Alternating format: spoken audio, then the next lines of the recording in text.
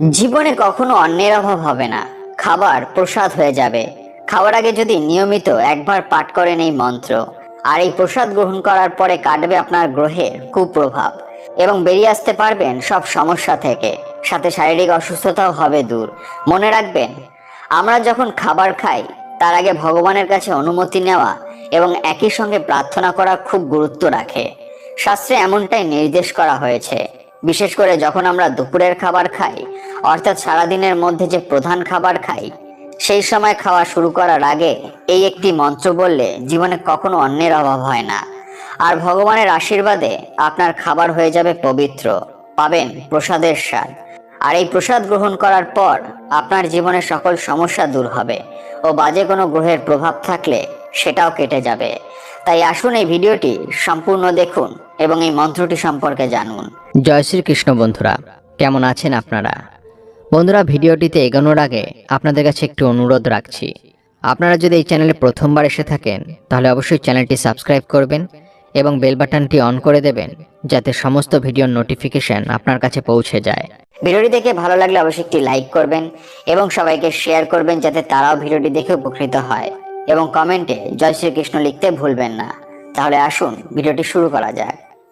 আমরা সকলেই জানি যে আমরা যা কিছুই করি না কেন সবই ভগবানের ইচ্ছা। মনে করা হয় তার ইচ্ছা ছাড়া গাছ থেকে একটা পাতা পর্যন্ত নড়ে না। আমাদের জীবন সরল পথে চলতে পারে শুধুমাত্র তিনি চালাচ্ছেন তাই। প্রতিদিনের জীবনে আমাদের প্রয়োজন অন্ন, বস্ত্র, বাসস্থান। এই তিনটি জিনিস দৈনন্দিন জীবনে অত্যন্ত প্রয়োজনীয়, যা ঈশ্বরের কৃপায় আমরা পেয়ে থাকি। আর তাই আমাদের ভগবানের উপরে চিরকৃতজ্ঞ থাকা উচিত। আর ভগবানের প্রতি সেই কৃতজ্ঞতা জানানোর জন্য শাস্ত্রমতে একটি বিশেষ মন্ত্র রয়েছে, যা আমাদের খাবার গ্রহণ করার আগে বলা উচিত। সেই মন্ত্রটি কেন এত গুরুত্বপূর্ণ সেটাই কাহিনী শুনলেই বুঝতে পারবেন। কাহিনীটি এবার এক মনে শুনুন। নন্দ নামে এক জমিদার ছিল, যার কোনো অর্থের অভাব ছিল না। তবে ভগবানের প্রতি সে কখনো তার কৃতজ্ঞতা স্বীকার করত না। সে খুব অহংকারী ছিল। একদিন বর্ষার রাতে এক ক্ষুধার্ত বৃদ্ধ সাধু তার মহলে আশ্রয় ও ক্ষুধা নিবারণের জন্য সামান্য আহার চায়। তবে অহংকারে চূর্ণ হয়ে সে সাধুকে করের বিনিময়ে আশ্রয় ও আহার দেবে বলে। এই শুনে সেই বৃদ্ধ সাধু বলে, বাবা, আমার কাছে তো কোনো অর্থ নেই। তখন নন্দ সেই সাধুকে তার মহলে আশ্রয় ও আহার দিতে রাজি হয় না, উপরন্তু অপমানিত করে চলে যেতে বলে। সাধু তখন অনেক বোঝায়, কিন্তু সে সাধুর একটি কথাও শোনে না। অবশেষে সেই সাধু নন্দকে অভিশাপ দিয়ে বলে, আজ তুই যে অহংকারে চূর্ণ হয়ে আমাকে অপমান করলি, আমাকে আহার দিলি না, একদিন তোর এই অহংকার করার মতো কিছুই থাকবে না। শীঘ্রই তোর সমস্ত সম্পদ নষ্ট হয়ে যাবে। আর যতদিন পর্যন্ত তুই মন থেকে ভগবানের প্রতি কৃতজ্ঞতা স্বীকার করা শিখবি না, ততদিন তোর জীবনে দারিদ্রতা থাকবে, তোকে অনাহারে থাকতে হবে। আর ঠিক তাই হয় কিছুদিনের মধ্যে। একে একে নন্দের সব সম্পদ নষ্ট হয়ে যায়। তার মহলে আগুন ধরে যায়, আর সেই আগুনে সব শেষ হয়ে যায়। গ্রামের মানুষ অত্যাচারী নন্দকে পছন্দ করত না, তাই এভাবে সে পথের ভিখারি হয়ে যায়। পথে সে দুই বেলা ঘুরে বেড়ায় সামান্য আহারের আশায়, কিন্তু কেউ তার সাহায্যের জন্য এগিয়ে আসে না। তারপর একদিন পুনরায় ওই সাধুর সঙ্গে নন্দর দেখা হয়ে যায়। সাধু নন্দকে দেখেই চিনতে পেরে যায়, আর সে ছুটে গিয়ে সাধুর পা আঁকড়ে ধরে কাঁদতে থাকে। সাধু তখন বলে, বাবা, এবার বুঝছো সবই হয় ভগবানের আশীর্বাদে। তুমি পূর্বজন্মের পুণ্যের ফলে জমিদার ঘরে জন্মেছিলে, কিন্তু ভগবান যেমন তোমার পূর্বজন্মের পুণ্যের ফল তোমায় দিয়েছিলেন, ঠিক তেমনি আমাকে অপমান ও অনাহারে ফিরিয়ে দেওয়ার পাপের ফল তোমায় তিনিই দিচ্ছেন। তখন নন্দ কাঁদতে কাঁদতে সাধুকে বলে, আমি আমার ভুল বুঝতে পেরেছি গুরুদেব। এখন আমি কি করি যাতে আমার ক্ষুধার নিবারণ হয়? তখন সাধু বলল, আমি তোমায় কিছু দই চিড়ে দিচ্ছি, যা খাওয়ার আগে একটা মন্ত্র পাঠ করবে। এই মন্ত্র পাঠ করে খাবার গ্রহণ করলে খাবার পবিত্র হয়ে যায়, প্রসাদের সমান ফল পাওয়া যায়। আর ভগবানের প্রতি কৃতজ্ঞতা স্বীকার করে খাদ্য গ্রহণ করলে জীবনে কখনো অনাহার আসে না, এমনকি ধন সম্পদ আরো বেড়ে যায়। এই বলে সাধু নন্দকে দই চিড়ে দিয়ে একটা মন্ত্র পাঠ করে তারপর আহার গ্রহণ করতে বলে। সেই দিনের পর থেকে নন্দের জীবন বদলে গেল। নন্দের দুই বেলা আহার জুটে যেতে লাগলো, আর নন্দ প্রতিদিন আহার গ্রহণ করার আগে এই মন্ত্রটি জপ করতে লাগলো। তারপর একদিন এক চমৎকার হলো। নন্দ যখন প্রার্থনা করে আহার গ্রহণ করতে শুরু করলো, তখন এক রাজা সেই পথ দিয়ে যাচ্ছিল। সে নন্দকে চিনতে পারলো আর নিজের প্রাসাদে নিয়ে গেল। সেই রাজার কোনো সন্তান ছিল না, সে নন্দকে পুত্র স্নেহে নিজের কাছে রেখে দিল। পরবর্তীকালে সেই রাজার মৃত্যুর পর নন্দ রাজা হলো। তারপর একদিন সেই সাধুর সঙ্গে নন্দর আবার দেখা হলো। সাধু নন্দকে দেখে চিনতে পারলো আর বলল, বাবা দেখলে, তাহলে ভগবানের প্রতি কৃতজ্ঞতা স্বীকার করে আহার গ্রহণ করার ফল কি হয়। কাল তুমি ভিখারি ছিলে, পথে পথে ঘুরতে, আর আজ তুমি রাজা হয়েছ। নন্দ তখন বলল, হ্যাঁ গো, আমি বুঝতে পেরেছি। যখন আমি এই মন্ত্র জপ করে খাবার গ্রহণ করি, তখন খাবারে প্রসাদের স্বাদ পাই। তাই আমি বুঝতে পারি ভগবান আমার প্রার্থনা স্বীকার করেছেন। বন্ধুরা, মনে রাখতে হবে, যখন আমরা খাবার খাই, বিশেষ করে দুপুরের খাবার খাই, অর্থাৎ সারাদিনের মধ্যে যে প্রধান খাবারটা খাই, সেই সময় খাবার শুরু করার আগে এই মন্ত্রটি বললে জীবনে কোনো অন্নের অভাব থাকে না। কারণ মনে করা হয় ভগবান শ্রীকৃষ্ণের ইচ্ছা ছাড়া জগৎ একটি পাতাও নড়ে না, অর্থাৎ তার কৃপা থাকলে তবেই আমরা দুবেলা দুমুঠো খেতে পাই। খেতে বসার আগেই মন্ত্র একবার বললে ভগবান শ্রীকৃষ্ণ অত্যন্ত সন্তুষ্ট হয় এবং তার কৃপা দৃষ্টি সর্বদা আমাদের উপরে বর্ষাতে থাকে।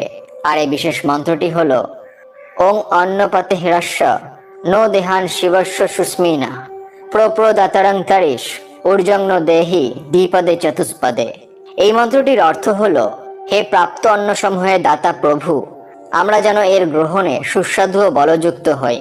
সকল দীনদুঃখী অভাবগ্রস্ত পীড়িতরাও যেন অন্ন প্রাপ্ত হয়। সকল মানুষ ও চতুষ্পদী সহ সকল প্রাণী যেন অন্ন প্রাপ্ত হয়। মন্ত্রটি উচ্চারণ করতে না পারলে এই কথাটিকে বললেও আপনার লাভ হবে। তারপরে ভগবানকে প্রণাম জানাবেন আপনাকে খাবার জোগাড় করে দেওয়ার জন্য। বন্ধুরা, এই মন্ত্রটিকে বেদ মন্ত্র বলা হয়। যজুর্বেদে এই মন্ত্রের উল্লেখ করা হয়েছে। বলা হয়, এই মন্ত্র পাঠ করে খাদ্য গ্রহণ করলে সেই খাদ্য পবিত্র হয়ে যায়, ভগবান শ্রীকৃষ্ণের আশীর্বাদ লাভ হয়, তাই খাবারে প্রসাদের গন্ধ পাওয়া যায়, আর জীবনে কখনো অন্নের অভাব হয় না। বন্ধুরা, কোনো মতেই কখনো অন্নের অপমান করতে নেই, এতে মা লক্ষ্মীর কৃপা থেকে বঞ্চিত হতে হয়। অন্নকে সর্বদা অতি গুরুত্বের সঙ্গে রাখতে হয়। এছাড়া অন্নকে যেটুকু প্রয়োজন সেটুকুই নিতে হয়।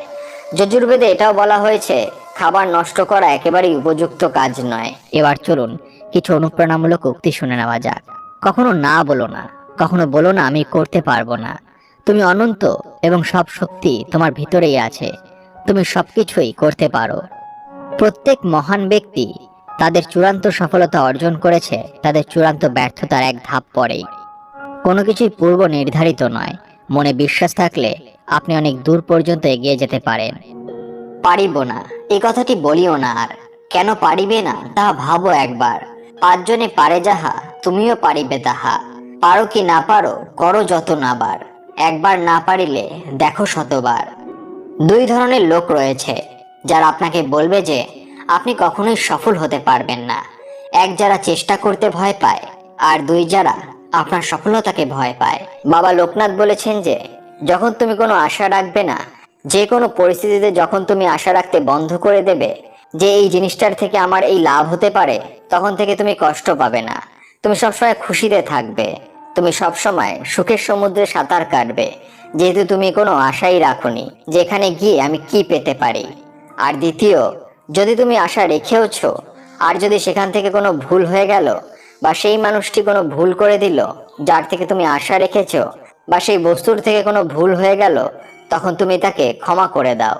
যখন তুমি ক্ষমা করতে পারবে সেই মানুষটিকে সামনে রেখে যার জন্য তোমার একটু মন খারাপ হয়েছে, তখন সব সময় তুমি সেই সুখের সমুদ্রেই, সেই খুশির সমুদ্রে সাঁতার কাটবে। তুমি জানো যে সত্যি ভালোবাসা কাকে বলে? কারোর কথা চিন্তা করে হাসা ও তারপর চোখের জল নিয়ে শুয়ে পড়া। তুমি কোনো মানুষের মনে ততক্ষণ পর্যন্ত কষ্ট দিতে পারো যতক্ষণ পর্যন্ত সেই মানুষটা তোমাকে ভালোবাসে। জীবনে লোকজনের অনেক ভিড় ছিল, এক এক করে তাদের স্বার্থ পূরণ হয়ে গেছে, আর স্বার্থপরেরা জীবন থেকে বেরিয়ে গেছে। আনন্দ নিশ্চয়ই ফিরে আসবে, এখন দুঃখরা আওয়াজ করছে। একটু সামলে থাকো বন্ধু, এটা পরীক্ষা দেওয়ার সময়। বন্ধুরা, ভিডিওটি দেখে যদি ভালো লাগে তাহলে অবশ্যই একটি লাইক করবেন এবং সবাইকে শেয়ার করবেন যাতে তারাও ভিডিওটি দেখে উপকৃত হয়।